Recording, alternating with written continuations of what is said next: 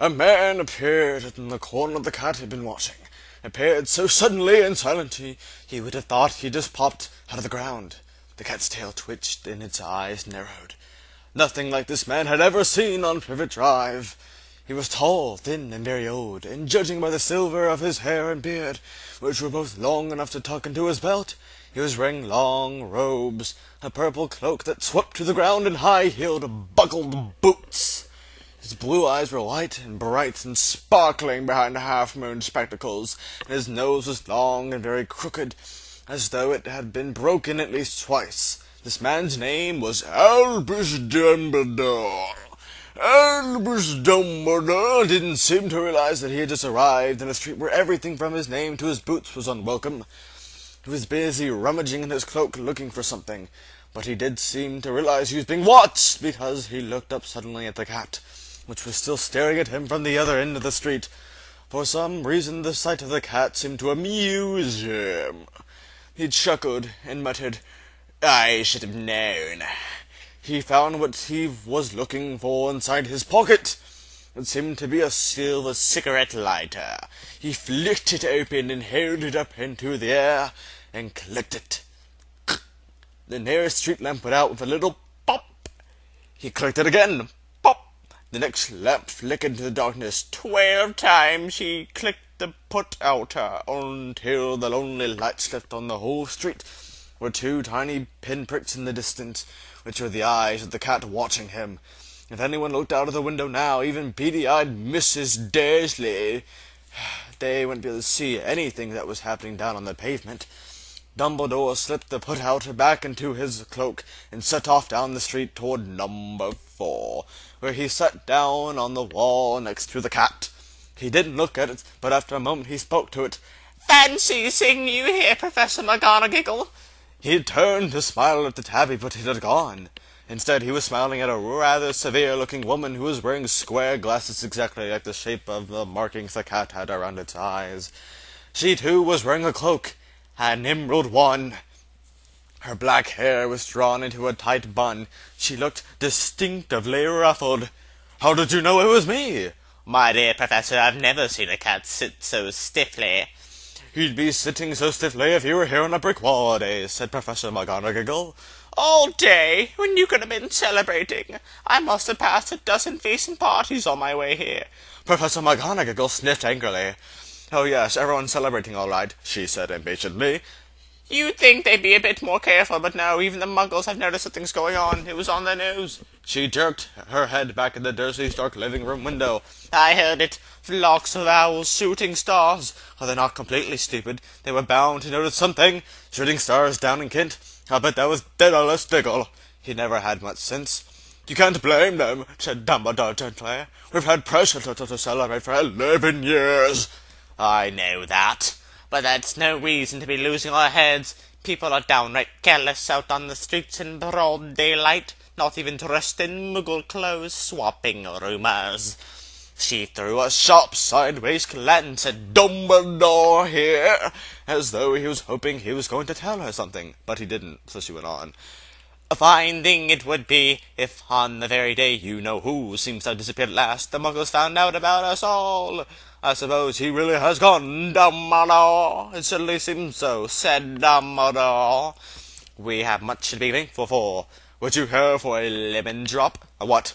"A lemon drop, that kind of Muggle sweet I'm rather fond of." "No, thank you," said Professor McGonagall coldly, as though she didn't think that this was a moment for lemon drops.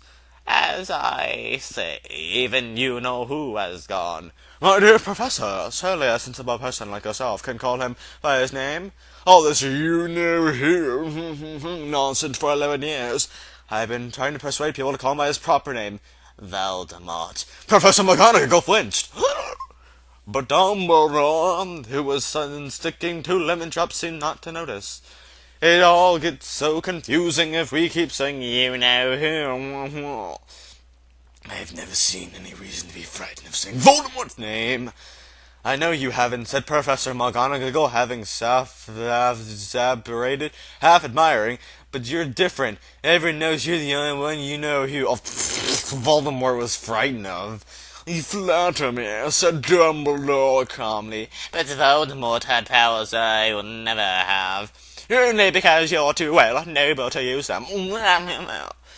It's lucky it's dark. I haven't blushed so much since Madame Pomfrey told me she liked my new earmuffs." Professor McGonagall shot a sharp look at Dumbledore and said, "The owls are nothing next to the rumors that are flying around. You know what everyone's saying about why he's disappeared? About what finally stopped him?" It seemed that Professor McGonagall had reached the point what she was most anxious to discuss, the real reason she had been waiting on a cold, hard wall all day, for neither a cat nor as a woman she had fixed Dumbledore with such a piercing stare as she did now. It was plain that whatever she was saying, she was not going to believe it until Dumbledore told her it was true. Dumbledore, however, was choosing another lemon drop and did not answer. "What they're saying," she pressed on, "is that Voldemort last night turned up in Godric's Hollow. He went to find the Potters. The rumor that Lily and James Potter are, well, you know, yeah, they're dead." Dumbledore bowed his head. Professor McGonagall gasped. "Lily and James. I can't believe it. I don't want to believe it. Oh, Albus." Dumbledore reached out and patted her on the shoulder. I know, he said heavily. Professor McGonagall's voice trembled as she went on. "That's not all. They're saying that he tried to kill the Potter's son, Harry. But he couldn't. He couldn't kill the little boy. Nobody knows why or how. But they're saying that when he couldn't kill Harry Potter, Voldemort's power somehow broke, and that's why he's gone." Dumbledore nodded glumly. It's true," faltered Professor McGonagall. "After all he's done, all the people he's killed, he couldn't kill a little boy. It's just astounding, all the things to stop him. But how in the name of heaven did Harry survive?" "We can only guess," said Dumbledore. "We may never know." Professor McGonagall pulled out a lace handkerchief and gathered his spectacles. Dumbledore gave a great sniff as he took a golden watch from his pocket and examined it. It was a very odd watch. It had 12 hands but no numbers, and said little planets were moving around the edge. It must have made sense to Dumbledore, though, because he put it back in his pocket and said, "Well, Hagrid's right, the little piece of crap. I suppose it was he who told you I'd be here, by the way." "Yes," said Professor McGonagall. "And I don't suppose you're going to tell me why, of all places?" "I've come to bring Harry to his aunt and uncle. They're the only family he has now." "You don't mean bum. You can't mean the people who live here," cried Professor McGonagall, jumping to her feet and pointing at number 4. "Dumbledore, you can't. I've been watching him all day. You couldn't find two people who are less like us."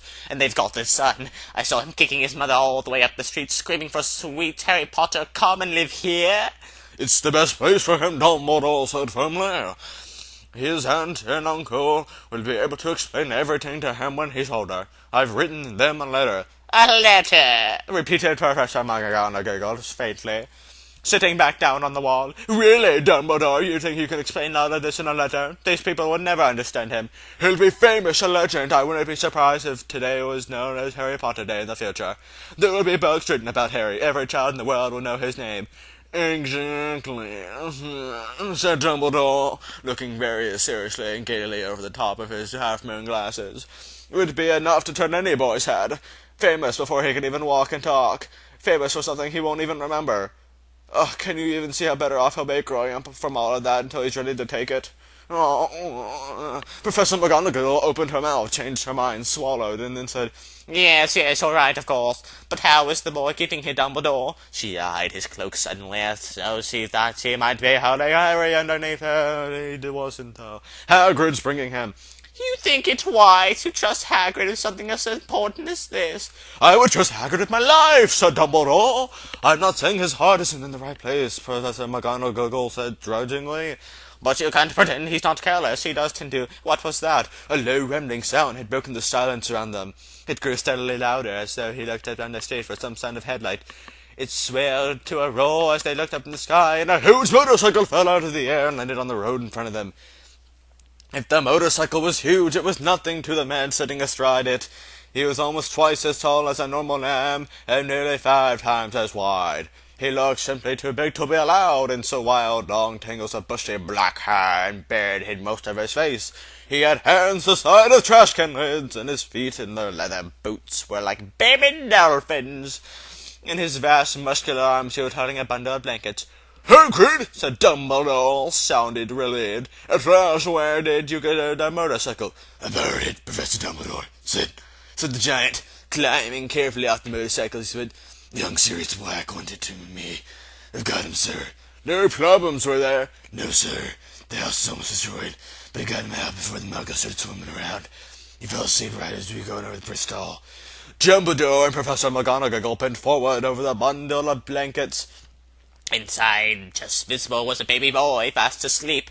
Under a tuft of jet-black hair over his forehead, they could clearly see a shaped cut bolt of lightning. Is that where bum, whispered around McGonagall. Yes, a Dumbledore. He'll have that scar forever. Couldn't you do something about it, Dumbledore? Even if I could, I wouldn't. Scars can come in handy. I have one myself above my left knee. That is a perfect map for the London Underground. That's odd.